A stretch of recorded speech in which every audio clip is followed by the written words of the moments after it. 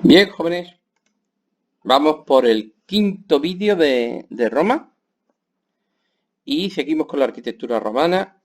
En el último vimos la arquitectura al servicio de la propaganda, con los arcos de triunfo y las columnas y todo ese rollo. Y ahora vamos a ver un tipo de edificios que ojo, es verdad que también son edificios al servicio de la propaganda, pero también es verdad que tienen una función práctica, que son las basílicas. Ojo, estoy hablando de las basílicas romanas, no de las basílicas cristianas, que eso será otro rollo. Las basílicas romanas. ¿Qué era una basílica? Mira, una basílica bien en cualquier ciudad grande o mediana había una basílica. Las basílicas en Roma había un montón. Las basílicas en Roma capital. Las basílicas eran el lugar donde se hacían los negocios. Es un espacio, es una sala techada, se hace dentro, el servicio se hace dentro. Y ahí dentro pues estaban algo así como los escribanos y los notarios de ahora. Entonces cuando tú querías hacer una escritura, cuando tú querías hacer un negocio, tú querías tratar con alguien y que quedara constancia de eso en un registro, pues tú ibas a la basílica. Y allí había pues unos funcionarios y unos especie de notarios o como de abogados o de escribanos que llevaban registro de lo que allí se hacía, por lo cual era muy importante para hacer negocios o para hacer un testamento o lo que fuera. Y además servían como tribunal de justicia y cada X tiempo, pues allí se impartía justicia en nombre del emperador. Por esa razón, en el ábside, mira, estos edificios también tienen ábsides. Este es una de ábsides contrapuestos, ¿lo entendéis lo que significa un edificio de ábsides contrapuestos? A veces nada más que tienen uno. Aquí en el ábside se ponía la estatua, pues, del emperador. Y el juez se sentaba delante e impartía justicia en nombre del emperador. ¿Bien?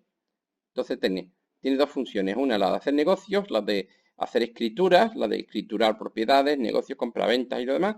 Y de vez en cuando hacer justicia. Son muy importantes las basílicas de Roma, porque allí era el emperador en persona, el que cuando le daba la gana, iba a impartir justicia. Es curioso que se sentaba el emperador de verdad como juez delante de su propia estatua. Por eso las basílicas son lugares importantes, porque son lugares de propaganda imperial. Y es el lugar donde el pueblo ve al emperador. Porque es verdad que en esas sesiones de justicia es público. Normalmente cuando se hacía justicia, el juez se coloca aquí estaría la estatua imperial, aquí estaría el juez, que puede ser el propio emperador. Aquí se colocarían los testigos, el público, y los acusados irían entrando por aquí en medio, que la verdad impresionaría. El nombre basílica viene del griego basileus, que significa rey, porque está imitando otro modelo más antiguo todavía, que eran los salones de los tronos de los reyes helenísticos, de la Grecia helenística. Y luego veremos que esta basílica servirá como modelo, cuidado, para los salones de los tronos, por ejemplo, de los califas de Córdoba, pero también para las iglesias. El gran modelo de la iglesia es la basílica romana. O sea, la basílica romana no tenía ninguna función religiosa. Su función era política, administrativa y de justicia. Y la basílica cristiana es una iglesia. De hecho, las iglesias grandes se les llama basílicas, todavía. ¿Cómo se hacían estas basílicas? Pues entonces vamos a verlo. Normalmente se les ponían ábsides. ¿Por qué ábsides? Pues a ver, por si alguien ha visto el vídeo 1, el ábside tiene tres funciones muy buenas.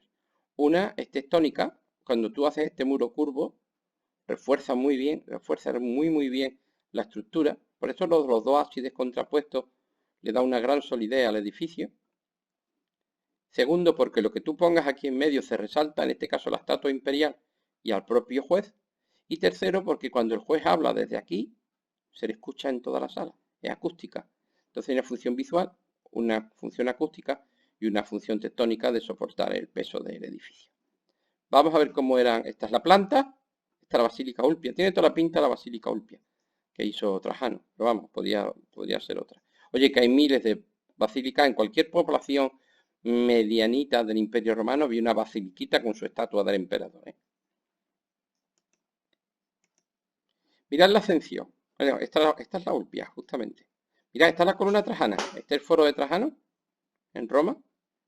Esta es la basílica y aquí en este patio estaba la columna trajana, que la había asomado, y este es el templo de Trajano. Bien, ¿cómo era la sección? Pues entonces yo estoy viendo, vamos a ver, que hay naves. Yo estoy viendo una nave, una, dos, tres, cuatro y cinco naves. ¿Y eso qué significa? Pues que hay, esto es por fuera ya, una, dos, tres, cuatro y cinco naves. Cada nave es el espacio que está separado por una fila de columnas. Esta es una basílica de 5 naves. Lo normal es que fueran 3, porque las basílicas chiquititas tienen 3. Esta está grande porque es una basílica imperial y aquí imparte justicia el propio Trajano, claro. Y siempre hay una cosa muy curiosa. La nave del centro es muchísimo más grande y más alta. Es más alta. Y en esa diferencia de altura está la ventana, el techo de madera con casetones otra vez, lo veis aquí, ¿no? En esta diferencia de altura están las ventanas, ¿lo veis? La nave central es esta y es más alta y aquí en este hueco están las ventanas. Dice Pablo, esto lo hemos visto en el templo de Karnak, en Egipto. Sí, señor. A esto se le, pero ahora le vamos a llamar, mira qué curioso, esto se va a llamar a partir de ahora planta basilical. Y va a ser lo más común en las iglesias. Y va a ser lo más común en las iglesias. Queda chulísimo porque esta zona está más en penumbra para el público y esta zona es la que está más iluminada para la gente que se mueve por aquí, para el acusado cuando viene y esas cosas. Pues bien, recordad lo de la planta basilical porque es importante. Porque va a salir sobre todo en el tema siguiente. Va a salir, pues hasta aburrirnos, la planta basilical. Bien, entonces quedaría algo así. Entonces yo estoy viendo, aquí está la nave central, que como veis es mucho más alta. Aquí estarán las ventanas. ¿Veis que entra la luz por aquí, no? Por lo cual aquí tiene que haber ventanas aquí arriba. Lo que pasa es que no se ven. Y aquí en este caso hay una sola nave. Hay 3 naves, ¿no? Esta de aquí, la del centro y la otra del otro lado, con 2 alturas. Y aquí estaría, esta es una basílica en Leptis Magna, en Oriente Medio. Aquí estaría la estatua del emperador y aquí delante se sentaría el juez para impartir justicia. Y con el rollo del ábside, veis lo bien que se ve aquí el ábside, con su bóveda de horno, que es esta, ¿no? Está en circunferencia, al hablar, pues se le oye perfectamente. Y cómo se resalta todo lo que se ponga aquí en medio. La verdad que es un espacio chulo, ¿eh? Más tenía que impresionarnos a todo el público aquí callado, aquí el juez y el pobre reo que está siendo juzgado aquí en medio. Pues ahora lo estamos viendo pues desde aquí. Si estuviéramos pues aquí, pues lo veríamos así. Están las luces y os digo que de aquí arriba tiene que haber más ventanas para que quede esta zona tan iluminada. Veis las columnas, la verdad que una cosa, cuando se hace una reconstrucción de la arquitectura romana, pues queda muy bonito porque normalmente esto nunca lo vemos así. Lo vemos sin los suelos, sin los mármoles, sin las pinturas, las columnas hechas papillas, no están los techos, vamos, una ruina. Claro. ¿Qué basílicas tienen que conocer mis queridos niños? Pues yo qué sé, estaba la Basílica Emilia, la Basílica Ulpia, pero quizá la más chula de todas era la Basílica de Magencio, o mejor dicho, la Basílica de Magencio y Constantino, porque lo hicieron estos dos emperadores.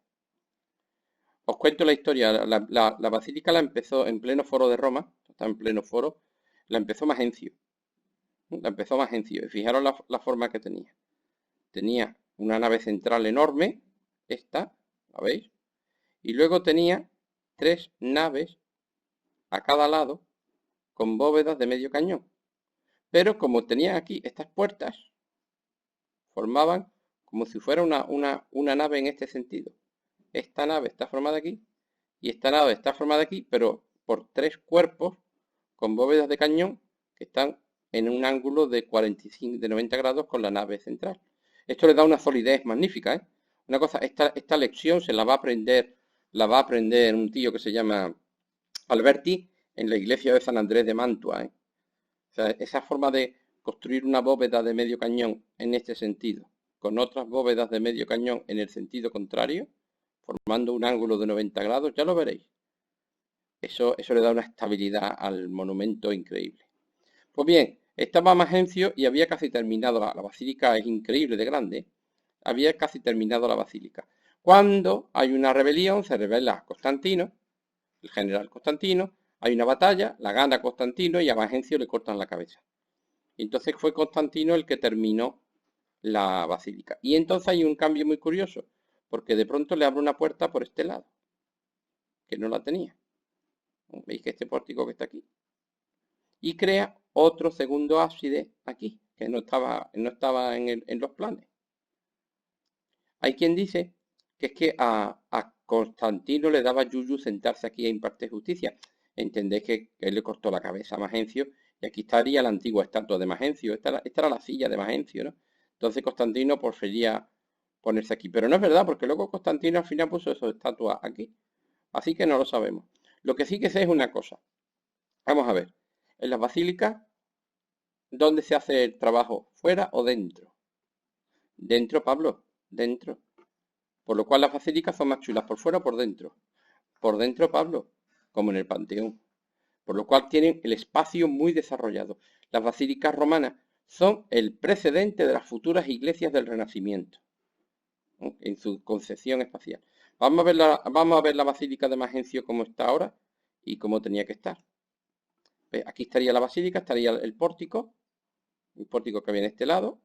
¿Veis? Estas tres bóvedas que formarían un ángulo de 90 grados con la bóveda grandullona que era esta, ¿no? La que venía aquí.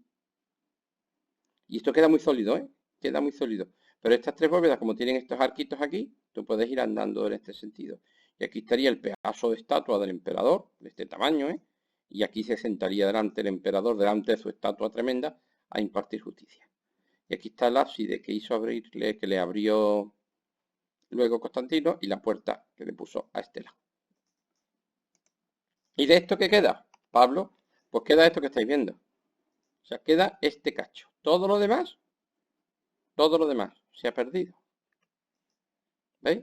Quedan las tres bóvedas de medio cañón con casetones. ¿Veis los arcos que permiten pasar?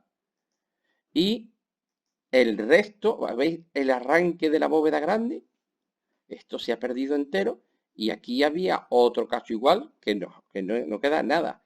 No queda absolutamente nada. Ni queda nada del ábside, ni queda nada de nada. Queda el ábside del medio. Este de aquí sí. Pero los otros, nada de nada. Ni los suelos, ni las... Y claro, tú lo ves ahora y yo veo unos mazacotes de ladrillo llenos de cemento, llenos de mortero. Fijaros qué pedazo de bóveda de mortero se ve aquí, tremenda.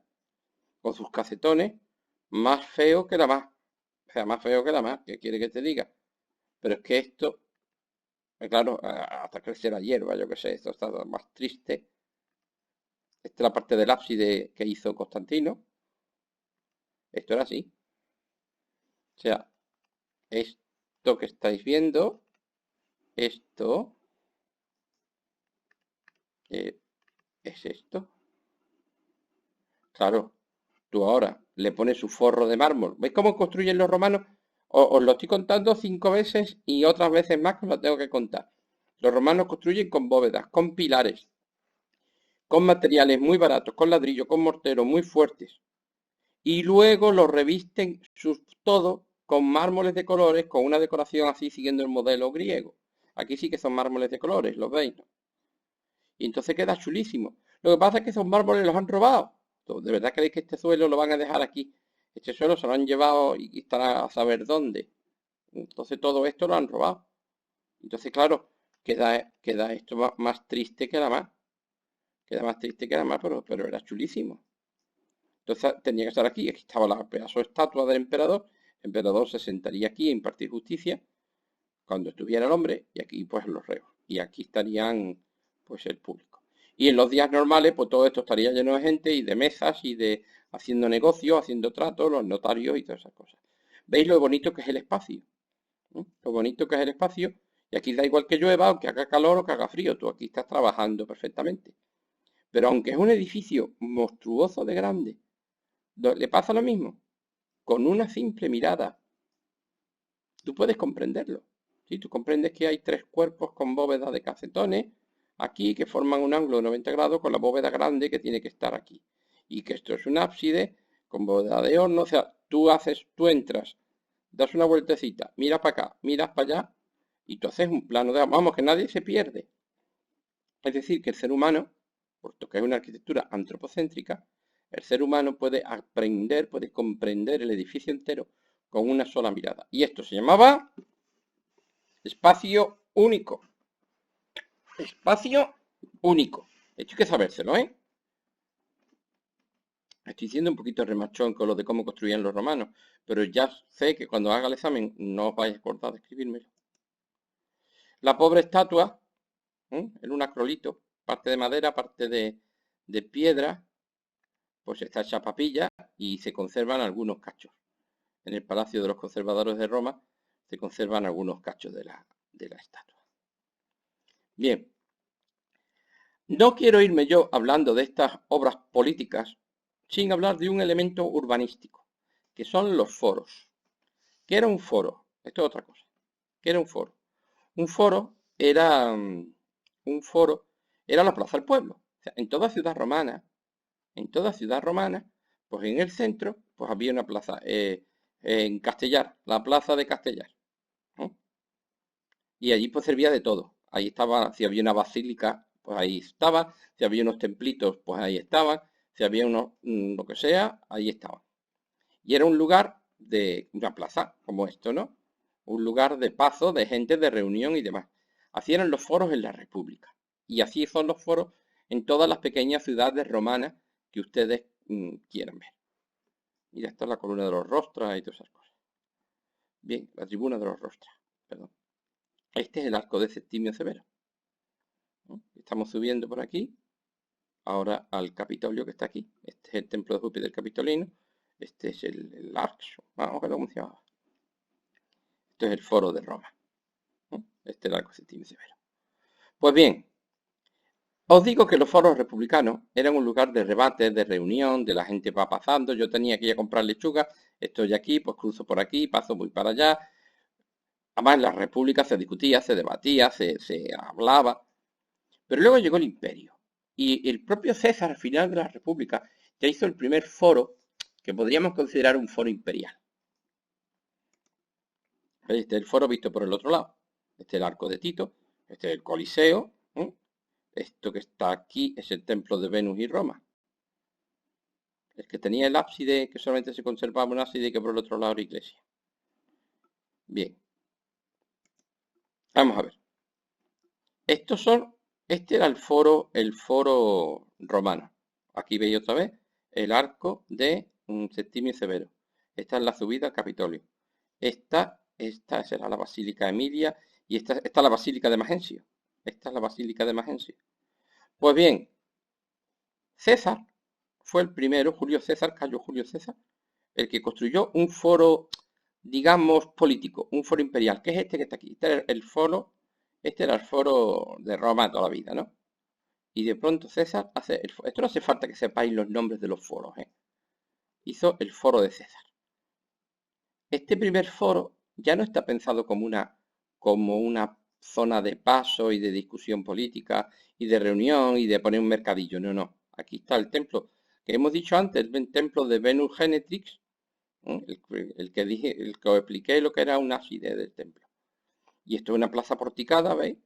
Y esto está hecho para hacerle la pelota en este caso, al dictador perpetuo Cayo Julio César. O sea, es un lugar de culto a la figura de que César no era emperador todavía, en este caso de Cayo Julio César. Luego sus sucesores, que ya sí eran emperadores, hicieron lo mismo. Y entonces veis aquí que Octavio Augusto, este sí ya es un emperador, hizo aquí el foro de Augusto, que es este de aquí, con el templo de Mars Vultor. Esto no hace falta que sepáis los nombres de los templos y demás, ¿eh? Y luego Nerva hizo el Forum Transitorium, porque llamaban el Forum Transitorium, porque era por donde pasaba la gente. Era tan estrechito y mm, eh, tan de paso, ¿no? Que si tú tenías que ir de aquí a aquí, pasabas por el Forum Transitorium. Y luego está el Templo de la Paz, que me parece que no sé si hizo Claudio o Tiberio. Y luego llegó Trajano y hizo los foros de Trajano, que son brutales, que es todo esto. ¿Veis asomar la columna trajana por aquí? Esta es la Basílica Ulpia, la que hemos visto antes. Este es el templo de Trajano y aquí está la columna. El mercado de Trajano estaba aquí. Esto era mercado o mercado. Entonces, ¿qué diferencia hay entonces con los viejos foros republicanos? Pues que el foro republicano era un sitio de paso, era un sitio para hablar, era un sitio para verte con los amigos, era un sitio para ir, yo que sé, al mercadillo. Estos no, estos son espacios aparte, aislados del centro del resto de la ciudad, donde solamente se hace culto a la figura imperial. Entonces nos está hablando de la diferencia entre la república y el imperio. Y es verdad que tienen un eje, ¿lo veis? Tienen un eje que los vas a ir ordenando, y luego esta estructura de distintos patios que se van a ir articulando, formando un eje con elementos de simetría a un lado a otro, ¿veis? Aquí hay un ábside, aquí hay otro, esto es una exedra más bien. Y todas esas cosas, eso pasará al urbanismo del barroco y a los grandes palacios barrocos del siglo XVII. Esto es lo que queda, no queda absolutamente nada de esto. No queda prácticamente nada. Se ha salvado la columna trajana, por ejemplo, aquí estaba la Basílica Ulpia y veis que ha quedado el mercado, pero de la Basílica nada, ¿eh? De la Basílica nada. Además, una cosa, todos estos foros tenían un problema. Mussolini le estorbaban y construyó la vía. Ahora mismo aquí hay una calle tremenda, la vía de Fori Imperiali, y las ruinas que quedaban las terminó de echar abajo Mussolini. Gracias, Mussolini, que te queremos mucho.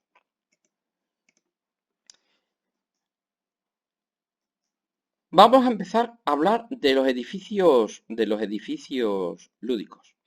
Y como luego tenemos que hablar del Coliseo, que es bastante grande, voy a despachar a los teatros al menos en este vídeo. Y luego dejamos el siguiente vídeo para los circos y los anfiteatros, ¿vale?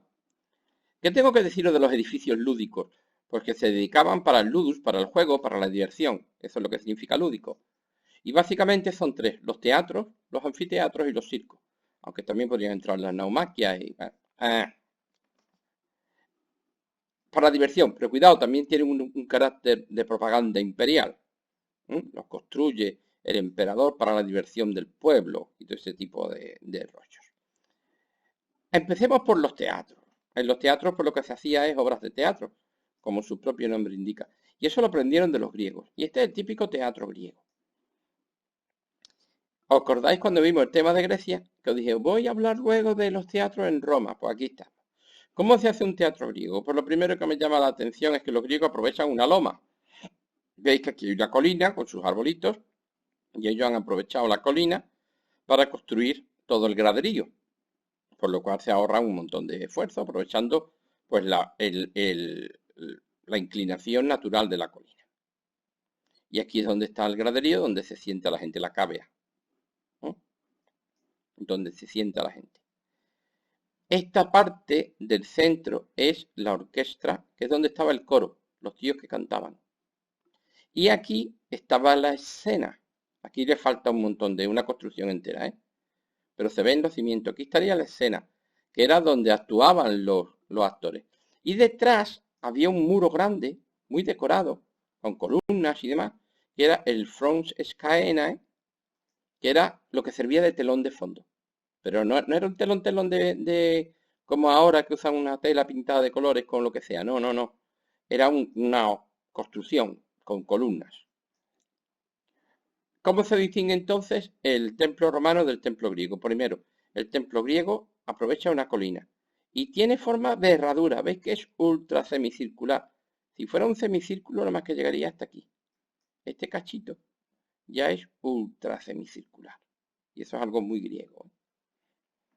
¿Y cómo el templo romano? Mira, aquí está el griego, el de Epidauro, la orchestra, la escena, el front scaena estaría aquí detrás. Y esta es la cavea o graderío, aprovechando la colina. ¿Cómo es el teatro romano? Pues vamos a ver, aquí tenemos, este es el Teatro Marcelo, ¿no? La reconstrucción del Teatro Marcelo. Y lo primero que me llama a mí la atención, que esto está en un llano. Aquí no hay colina, sino que por medio de una estructura de bóvedas y pilares, se levanta toda la cavea. Y toda la cavea está levantada al aire. Lo segundo que yo estoy viendo es que es semicircular, un semicírculo perfecto. En los demás tiene exactamente los mismos elementos. ¿no? La orchestra, que es esto, que veis que es semicircular. La cavea, que es donde está el público. El pulpitum es la escena, donde están los actores. Y el Scaenae Frons o Front Scaenae, que es lo que servía de telón de fondo. Esta es la parte más interesante de todo teatro, la que más nos interesa a nosotros, porque era la más bonita y influirá muchísimo en los Front Scaenae de los teatros, influirá muchísimo en la fachada de las iglesias del Renacimiento. Esta parte de aquí, el Front Scaenae. Aquí estaba el pulpitum, que es donde actuaban, la escena, y aquí la orquesta, donde estaba el coro. Y esto es la cavea para que el público, los pasillos internos que atravesaban las bóvedas para salir y entrar, era el vomitoria. El teatro mejor conservado, yo creo que del mundo, es el Teatro Romano de Mérida, en Extremadura, capital de la Lusitania. Y se conserva no solo el graderío, sino que se conserva mucho del Front Scaena, y por eso queda tan chulo. ¿Veis? La estructura de arcos formando entrantes y salientes, queda muy bonito. Aquí lo estáis viendo, aquí todavía se siguen haciendo obras de teatro actualmente, en verano sobre todo. Aquí lo veis, su graderío perfecto y perfecto para que el público, para que eso actúen, los actores actúen. Ahí en la provincia de Cádiz, Bolonia también tenía un teatro. Se ve perfectamente la cavea, el graderío levantado, se ha perdido una gran parte, pero yo estoy viendo aquí la estructura de bóvedas y arcos que lo sostenía. Es muy espectacular esta parte, ¿eh? Y se ha perdido completamente también pues todo el rollo del Front Scaena y eso, pero se ve que es romano, ¿eh? Se ve que es un semicírculo perfecto con su orchestra semicircular. Y Málaga tiene otro, bueno, hay un montón de ellos en España, ¿eh? Málaga tiene otro. Pero el de Málaga, aunque es totalmente romano, porque es un semicírculo, aprovecha una colina, es un teatro romano hecho a la griega, porque es verdad que está aprovechando la colina. Y le falta toda la parte del Front Scaena. Esto que está detrás, como ya sabéis todos, los que habéis hecho Patrimonio Cultural de Andalucía, es la Alcazaba de Málaga. Bien, 27 minutos y ya para hablar del circo y del anfiteatro, pues nos vamos al siguiente vídeo. Nos vemos, jóvenes.